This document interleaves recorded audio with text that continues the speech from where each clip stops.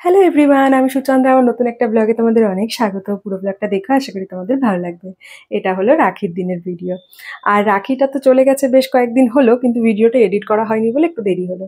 এই যে ভিডিও শুরুতেই যাকে দেখতে পাচ্ছ, এই হলো আমার খুব খুব কাছের বান্ধবী, যাদের দেখবে আমি যার বুটিকের ভিডিও শেয়ার করি স্টোরিতে দিয়ে, ওর ছেলে তোর্য।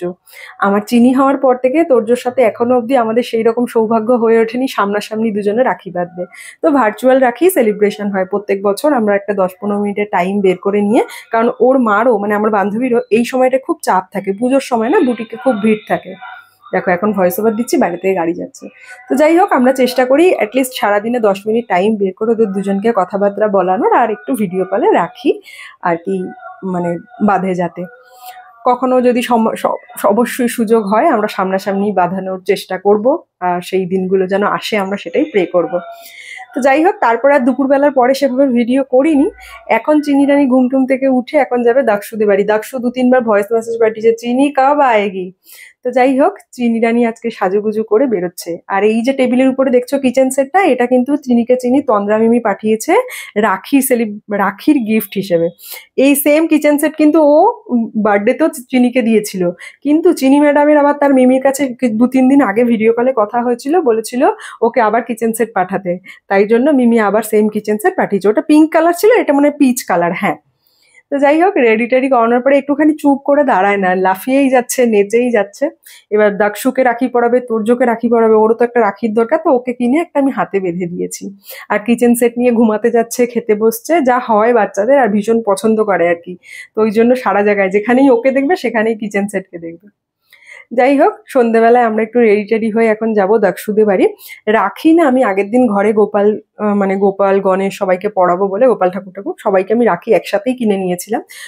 তারপরে দাকসুর জন্য। আর এখন একটু বেরিয়েছি, দাকসুদের বাড়ি যাবো, তো দাকসুর জন্য একটা রাখির জন্য গিফট নেবো, তো ওটাই আমাদের সামনে যে দোকানটা আছে ওখান থেকে নিয়ে নেবো। তো এই আর কি, নিয়ে গেছি চিনিকে একবারে। আর এখান থেকেই আমি রাখি নিয়েছি। এখানে বেশ সুন্দর সুন্দর রাখি পাওয়া যায় জানো তো। আর প্রত্যেক বছর মোটামুটি এই দোকানটা থেকেই আমি নিই, মানে আমরা যখন থেকে এখানে রয়েছি। তো এই দাকসুকে রাখি পরাতে যাই বা ঘরের ঠাকুরকে এখান থেকেই নিয়ে নিই। খুব সুন্দর সুন্দর, এটা একটা বড় গিফটের দোকান জানো তো, অনেক কিছু পাওয়া যায় বার্থডে হিসেবে, গিফটের।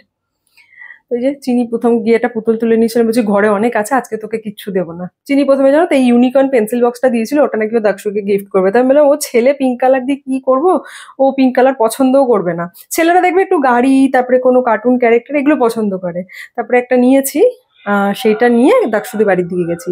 এবার ব্যাপারটা কি হয়েছিল, আমরা যাবো বলেছিলাম আরেকটু আগে।